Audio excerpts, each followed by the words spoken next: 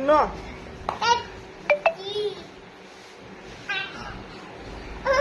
હેરાન કરમાં દીકુ ને પપ્પી નો હેરાન દીકા કાના હેરાન ન કર ઉભો થા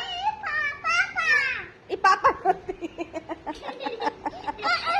મારો દીકરો ડાયસ માં બોબલું તો હા તું પાપા છે બસ હા એ નાનું બાવ છે હા હું મમ્મી છું પણ એને હેરાન બાવને કરાય નહીં લો હવે પાપા પાસે આવી ગયું બાવ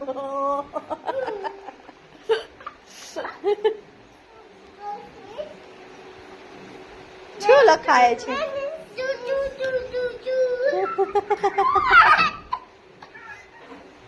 Huh?